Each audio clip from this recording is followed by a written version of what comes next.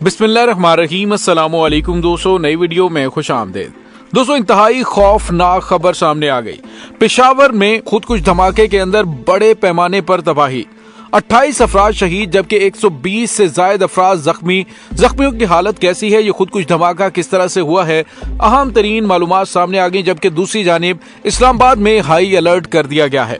इस्लामाबाद में कौन सी अहम शख्सियात को निशाना बनाया जा सकता है, कप्तान की सिक्योरिटी के हवाले से बड़े सवालात खड़े हो गए। वीडियो की तफसील में जाने से पहले आप देख रहे हैं हकीकत की दुनिया डॉक्टर अली के साथ। हमारा चैनल सब्सक्राइब करके घंटी के निशान को दबाना मत भूलिएगा। इस वीडियो को ज्यादा से ज्यादा फेसबुक, व्हाट्सएप और सोशल मीडिया पर शेयर जरूर करें। शेयर और लाइक करने के साथ साथ कमेंट बॉक्स में पाक फौज जिंदाबाद, पाकिस्तान पाइंदाबाद और पाकिस्तान के गुमनाम हीरोज को सलाम का नारा कमेंट जरूर कीजिएगा।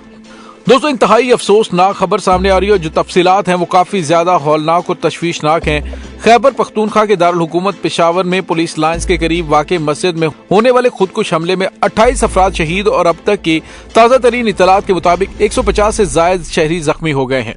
खदशा ये जाहिर किया जा रहा है कि अमवात की तादाद में इजाफा हो सकता है। बताया जा रहा है कि इस वक्त मस्जिद के अंदर रेस्क्यू ऑपरेशन जारी है। लेडी रीडिंग हॉस्पिटल के जराये के हवाले से पता चला कि पेशावर पुलिस लाइन्स में 19 अफराद शहीद हुए और 90 से ज्यादा जख्मी हुए, जिनमें से कई हालत तशवीशनाक थी। लेकिन जो लम्हा बलम्हा रिपोर्ट सामने आ रही है उसमें पता चल रहा है कि बड़े पैमाने पर शहादतें हुई हैं। दोस्तों, दूसरी जानिब आपको ये बताते चले कि शहर भर के हॉस्पिटल्स में इमरजेंसी नाफिज कर दी गई है और जख्मियों को बेहतर तिब्बी सहूलियात फराहम की जा रही हैं। जबकि इंतजामिया की जानिब से शहरियों से खून के अतियात देने की अपील भी की गई है। दोस्तों, मुकामी पुलिस हुकाम की जानिब से जारी बयान में बताया गया है कि यह मस्जिद में धमाका उस वक्त हुआ जब नमाज अदा की जा रही थी।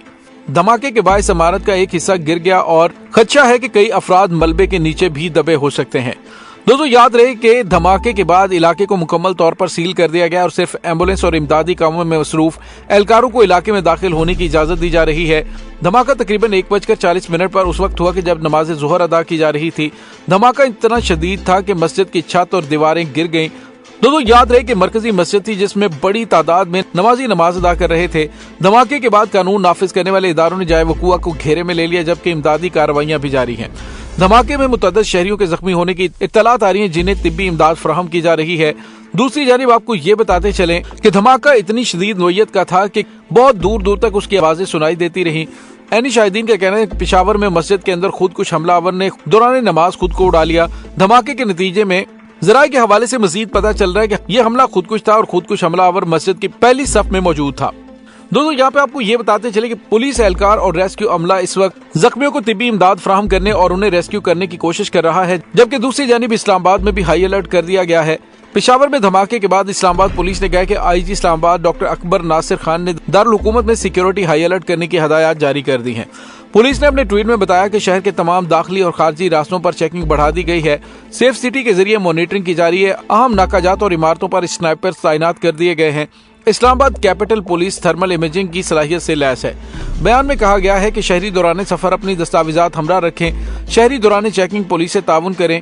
दोस्तों, इस होने वाले खुदकुश धमाके के बाद अब सिक्योरिटी पर बहुत बड़े बड़े सवालात उठाए जा रहे हैं और खास तौर पर इमरान खान की सिक्योरिटी ऐसे हालात में जब वफाकी हुकूमत की जानिब से हटाई गई है तो इसका मतलब ये है कि जानबूझकर इमरान खान की जान को खतरे में डालने की कोशिश की जा रही है। हुकूमत को फौरी तौर पर कप्तान की और दीगर अहम तरीन शख्सियात की सिक्योरिटी को यकीनी बनाना होगा, क्योंकि मामलात हद से गुजरते जा रहे हैं।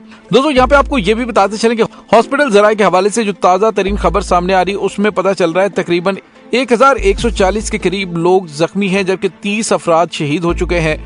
दोस्तों, यहाँ पे आपको ये भी बताते चलें कि वज़ीर आज़म शहबाज शरीफ ने पुलिस लाइन्स पेशावर की मस्जिद में खुदकुश धमाके की शदीद अल्फाज में मजम्मत करते हुए कहा कि शहरियों को नाहक खून बहाने वालों को इबरत का निशाना बनाएंगे।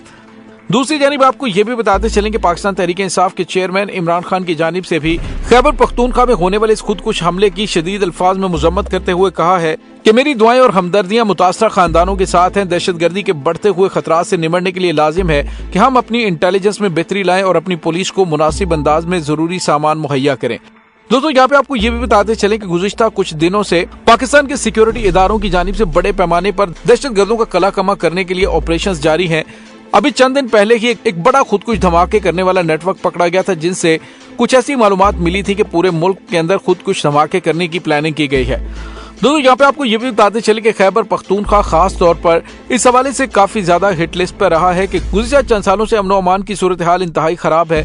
सूबे में अमन को बहाल करने के लिए कोशिशें तो की जा रही हैं, लेकिन सवात और बाजोड़ में कुछ अरसा पहले अवाम बाहर निकली थी, जिसमें मुराद सईद ने भी इस बात का इजहार किया था कि दहशतगर्दों की एक बड़ी तादाद दोबारा से इन इलाकों के अंदर मुनज़्ज़म हो रही है, लेकिन उन्हें झूठ पर मबनी करार दिया और कहा कि ऐसी कोई खबरें नहीं है। लेकिन दोस्तों आपने देखा कि उसके बाद जिस तरह के वाकयात पे दर पे पेश आए और आज का एक वाकया पेश आया, तो आज पाकिस्तान के सिक्योरिटी इदारों को चाहिए कि किसी किस्म की रियायत बरते बगैर एक भरपूर ऑपरेशन करके इस नासूर को मुल्क से खत्म किया जाए, वरना ये भेड़िए इसी तरह से पाकिस्तानियों का खून नाहक बहाते रहेंगे। दोस्तों यहाँ पे आपको ये भी बताते चलें कि अभी तक इस वाक़े की जिम्मेदारी किसी ने कबूल नहीं की, लेकिन इसमें कोई शक भी नहीं कि अफगानिस्तान की सरजमीन दहशतगर्दी के लिए इस्तेमाल हो रही है, लेकिन अफगान तालिबान की जानिब से वादे के बावजूद पाकिस्तान के अंदर इन दहशतगर्दाना कार्रवाइयों को रोकने के लिए कोई कार्रवाई नहीं की जा रही।